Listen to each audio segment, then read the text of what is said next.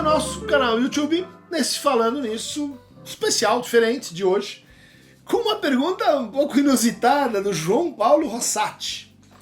Olá, Christian, tudo bem? A pergunta não é nem um pouco teórica, talvez um pouco.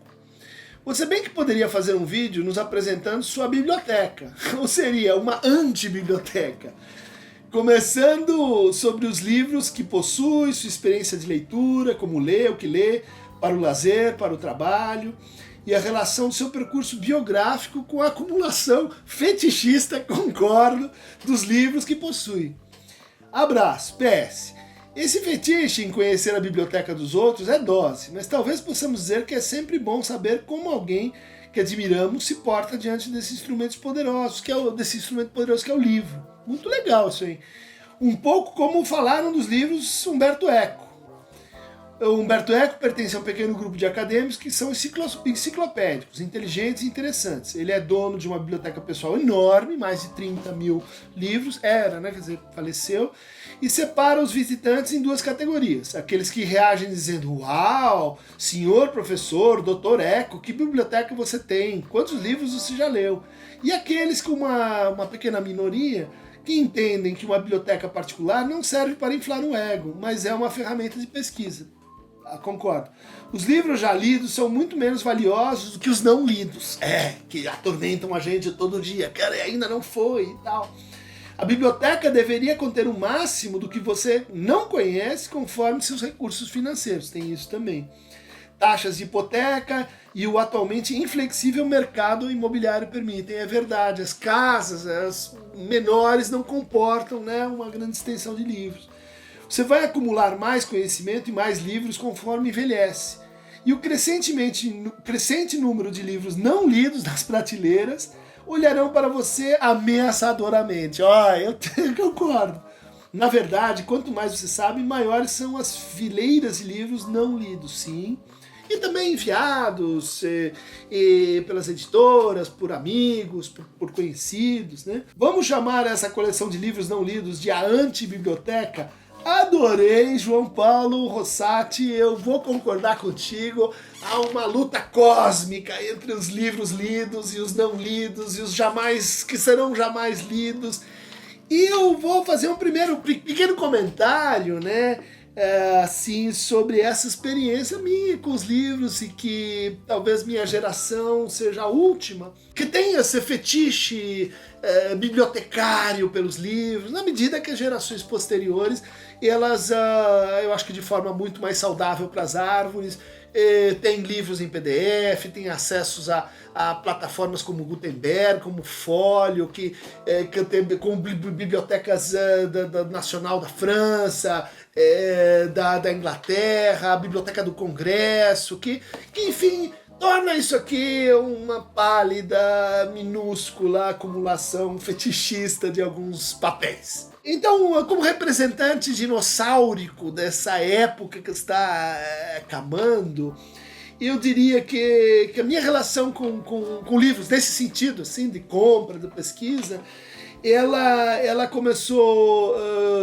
assim, um pouco antes de entrar na faculdade, e ela estava muito ligado à experiência assim, da pobreza, quer dizer, a gente não tinha dinheiro para o livro, o que nos levava a uma coisa hoje meio em extinção, chamada sebo. Uma vez por semana eu andava no Sebo Brandão, nos sebos do centro, a cata de coisas que a gente nem sabia se eram importantes ou não, mas que só podiam estar em algum lugar, aquele livro fabuloso, aquela edição. Uma vez fiz uma coluna sobre isso, quer dizer, de como as livrarias, os sebos e as livrarias, e elas não eram só lugares de acumulação ordenada de livros, mas elas eram uma espécie de método de pensamento. Como está aqui um pouco na tua pergunta, você chegava na livraria e como é que os livros estavam postos? O que foi traduzido? Quem está primeiro? Quem está depois? Por que esse livro foi na frente, embaixo, em cima, do lado? Aquilo gerava conjecturas que no meu caso foram muito importantes, porque elas me levaram para fora da psicologia. Eu começava a olhar para o lado e ver que tinha alguma relação, e começava a ler os autores que eu via citados por Freud, por Lacan, por Jung, por Reich, por aqueles que eu frequentei mais, né, os clássicos, e de como disso você ia para a filosofia, de como isso você ia para a sociologia, para a teoria das religiões, para a linguística, para a matemática, de como você assim, tinha uma coisa incrível e que eu acho que é totalmente trivial para as gerações que vieram, que era o saber se liga. Tudo se liga com tudo. É uma coisa assim incrível chamada hipertexto. A gente passou por essa descoberta incrível, que hoje é a coisa mais trivial que tem.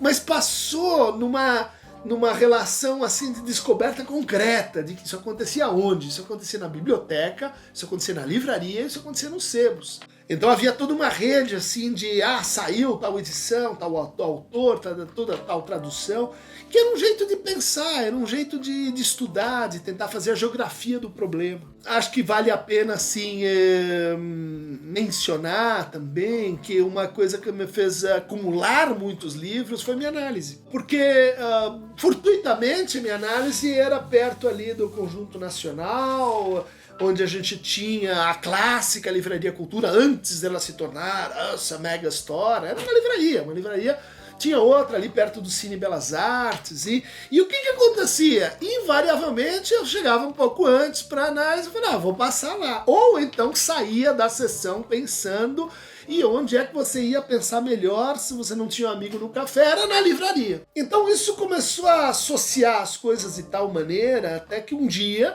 eu percebi que eu tinha lido todos os livros que tinha para vender. Todos os livros de psicanálise estavam na minha prateleira, tinha lido uma parte.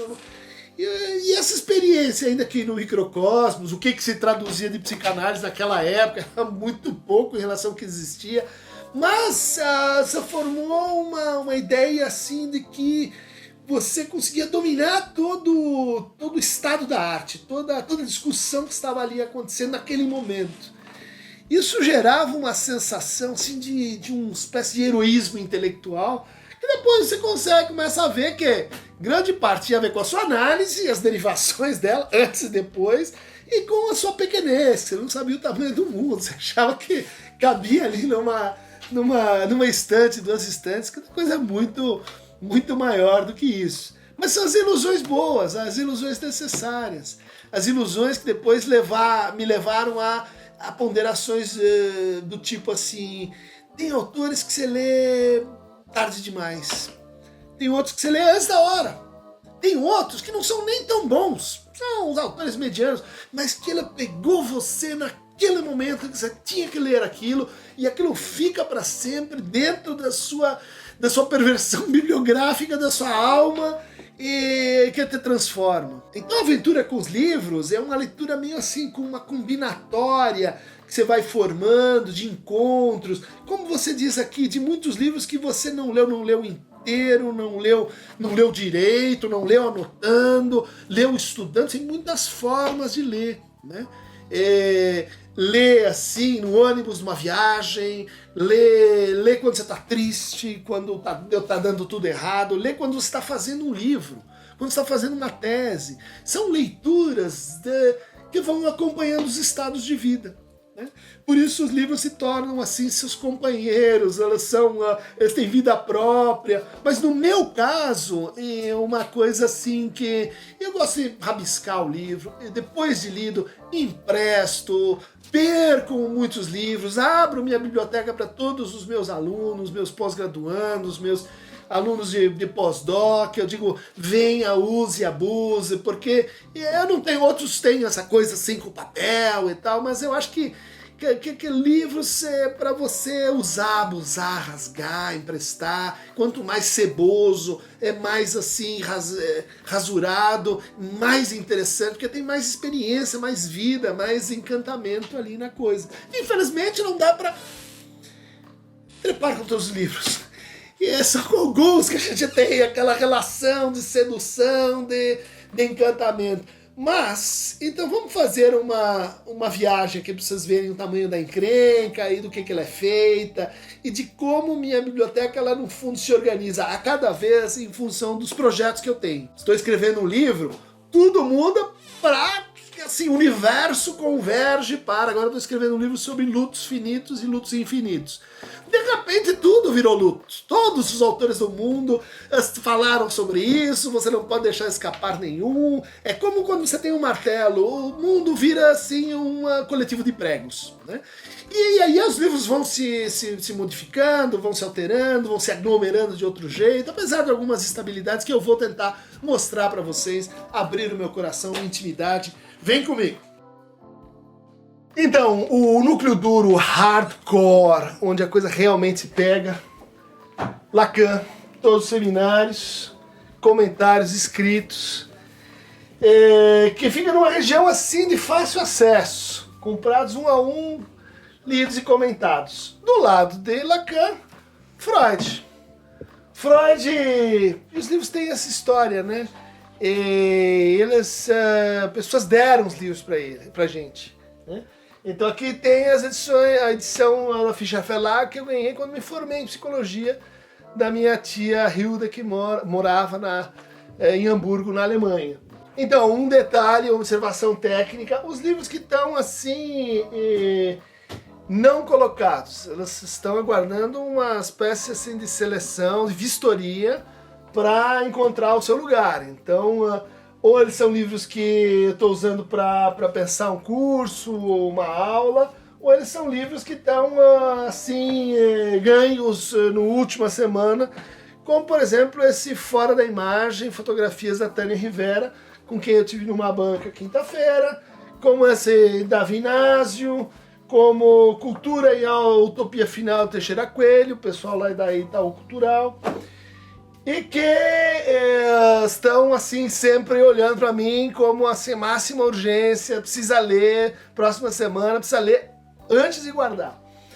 Aqui estão as referências temáticas na psicanálise, as coisas assim sobre objetos, sobre sexualidade, sobre pulsão, sobre o pai, sobre a teoria da libido. Mais acima, um clássico que é a coleção Jorge Zahar, 73 volumes, que foram os textos que foram saindo logo que o pensamento Lacan começou a chegar no Brasil, uma coleção muito, muito famosa nos anos 90, 80. Aqui estão os brasileiros, Cláudio Figueiredo, Mezan, Garcia Rosa, Birman. Aqui estão os lacanianos contemporâneos, Miller, Soler. Aqui embaixo os textos, vamos dizer assim, de comentários de psicanalistas mais antigos, ensaios, principalmente livros de ensaio.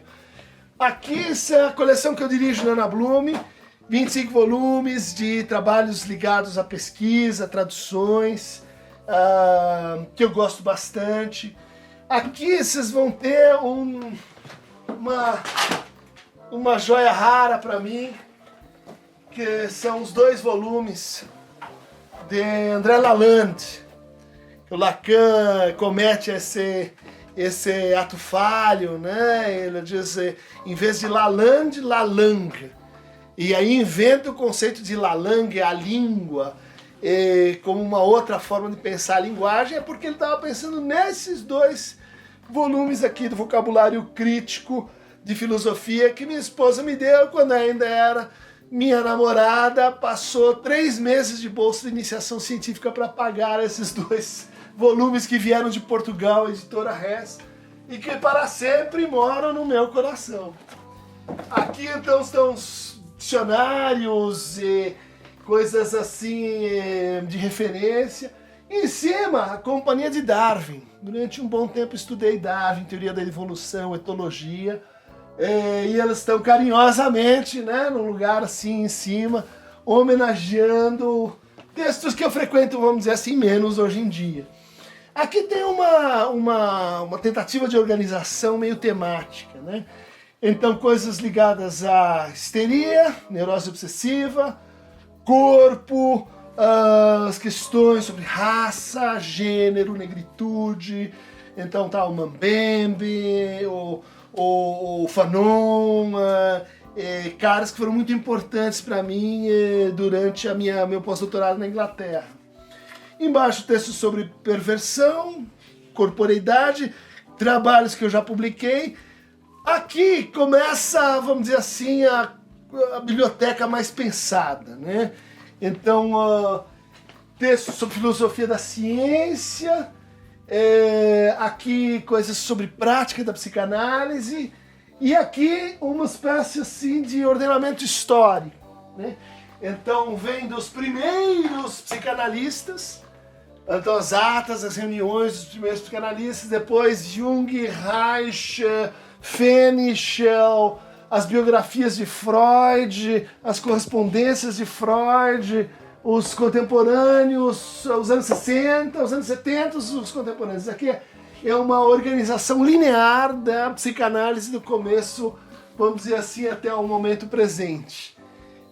Isso se interpola aqui com estudos sobre linguagem e uma zona de conflito doméstico, porque aqui é uma fronteira, faixa de Gaza, porque começam os livros da minha esposa, que trabalha com educação, com pedagogia, com escola, com psicologia de crianças e que, portanto, aqui a gente disputa palmo a palmo qual é o livro que vai entrar do Piaget ou do Vygotsky, qual é o livro que vai estar assim na fronteira de psicopatologia da infância. E é claro que, bom, para a reclamação geral dela, o pós-estruturalismo está ganhando mais e mais espaço. Então, Derrida, Deleuze, o Anti-Édipo, aqui, formando uma espécie de zona de discussão com esses livros aqui que são Brasil, né? Uma discussão sobre o Brasil, textos clássicos, Antônio Cândido, Marilena Chauí, olha, tem que ler, hein, gente, não pode criticar sem ler. Raimundo Faoro, Celso Furtado, as questões sobre brasilidade estão aqui. Aqui vamos dizer assim, a região onde está a filosofia, Foucault. Quase tudo que tem do Foucault em português está aqui. Em cima, os pós-estruturalistas, Badiou, Zizek, Derrida, também mais aqui para o lado, filosofia contemporânea. Mais abaixo, teoria da cultura, antropologia, um dos meus xodós daqui até lá. Viveiros de Castro, Lévi-Strauss, Clifford Geertz, um tanto de Bourdieu, que é bom para apimentar assim a coisa. E aqui nós, né? Quer dizer, Lattes Fipe, Vladimir Safatli, Nelson da Silva Júnior, pensamento, vamos dizer, que a gente vem fazendo lá na USP. Que me põe em contato de novo com uma outra teoria crítica, Adorno, Horkheimer, Honneth e companhia, o debate aí contemporâneo com a direita brasileira. Olá, gente! Olavo de Carvalho, tem que ler, não é só os amiguinhos, não. Bom, mas Florestan Fernandes, Gilberto Freire e companhia. Aqui texto sobre prática da psicanálise.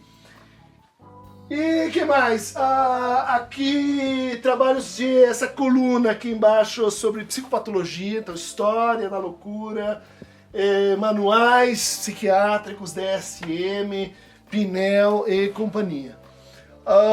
Bom, tá faltando talvez o mais importante, literatura. Olhar para cima, ali estão os teatro, um tanto de cinema, os clássicos, Cervantes, Shakespeare e companhia. Bom, eu acho que isso dá uma medida assim de como eu organizo as coisas, né? Muita filosofia, bastante psicanálise, literatura também, mas não é tudo. Você acha que acabou? Aqui começa a segunda parte. E essa é uma prateleira que eu tenho o maior carinho, porque ela reúne física, matemática de um lado, junto com poesia, né? Então tem as primeiras, algumas primeiras edições, René Char, os surrealistas, Rimbaud, Baudelaire, que é um clássico nesta casa, As Flores do Mal, lido desde pequeno. Também ao lado de as etapas do pensamento da matemática de Leon Brunswick, um clássico citado muitas vezes por Lacan. Então essa mistura do matema com o poema me parece essencial. Você vai dizer, mas cadê a filosofia séria? Né? Falei de estruturalismo, pós-estruturalismo, sociologia. Filosofia com vocês desde o começo até o fim. Então vamos lá, a Bíblia, o Corão, Zoar, e depois os gregos, Aristóteles, Platão, aqui os estoicos, o Organon de Aristóteles, sempre ele, Paideia, a formação da educação grega, até aqui que dá o que os medievais, Gilson, Etienne Gilson, um bom livro. Aqui começam os modernos, né? Giordano Bruno, Descartes, Spinoza uma coluna mais forte, e no meio, jogando assim de médio volante, com vocês, Hegel, uma companhia quase completa, seguido de Nietzsche, Schopenhauer e sua turma. Aqui temos uma divisão embaixo, nessas, assim, mais ou menos quase saindo, indo embora, Sartre, Heidegger, os fenomenólogos, humanistas, e a teoria da estética, muito importante, né? Kant, teoria estética contemporânea, Ralph Foster, e aqui, bom, os clássicos da minha geração, todo mundo estudava com os pensadores, não estão todos aqui, tem uma parte no consultório, mas os mais preferidos e consultados estão aqui.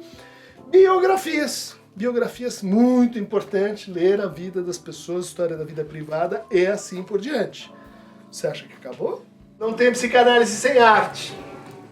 Arte para valer precisa da imagem. Então, os impressionistas que mandam nessa sessão da casa, dali o nosso santo padroeiro, os trabalhos sobre a melancolia, a exposição em Paris, lindíssima, Freud, os diários de Freud, as cartas de Freud, a exposição de Freud em São Paulo, aconteceu anos atrás, e o clássico História da Medicina, usado várias vezes nos meus trabalhos.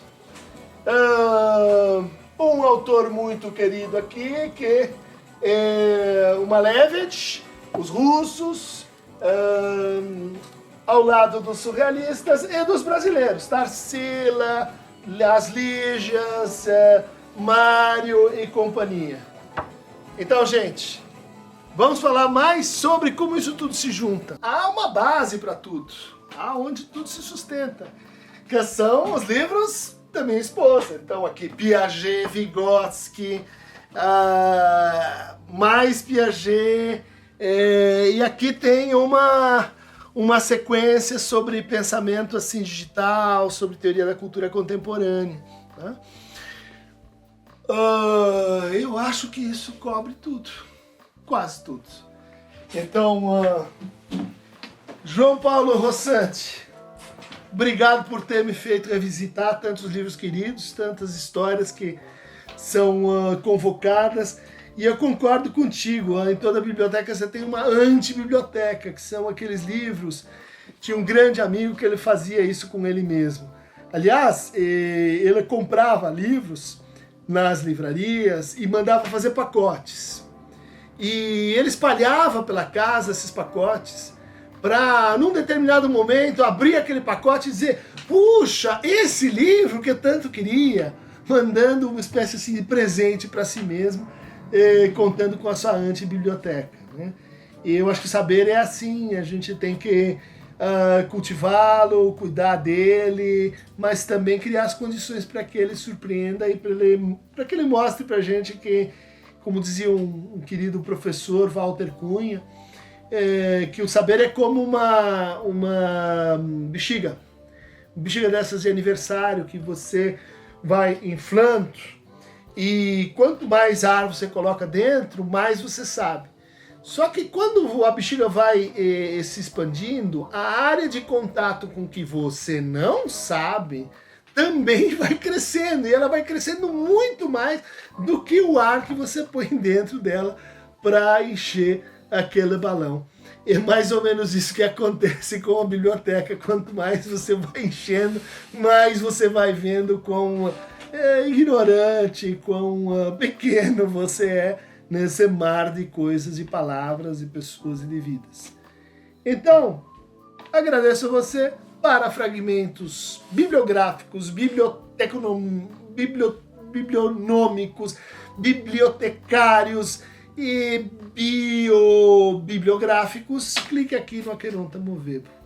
E agradeço a equipe aqui, Bully, Julie, Jack e Helena, que fizeram esse passeio aqui de montagens e de viagens para os livros serem apresentados a todos vocês, que agora estão juntos nessa viagem. Beijinho, beijinho. Livro, tchau, tchau.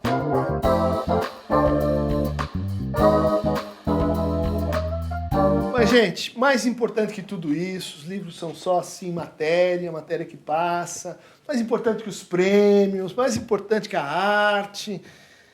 É um livro que representa e sintetiza isso.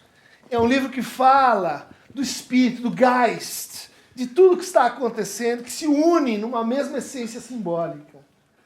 Christian Dunker, o palmeirense torcedor. É isso aí, gente. É tudo papel.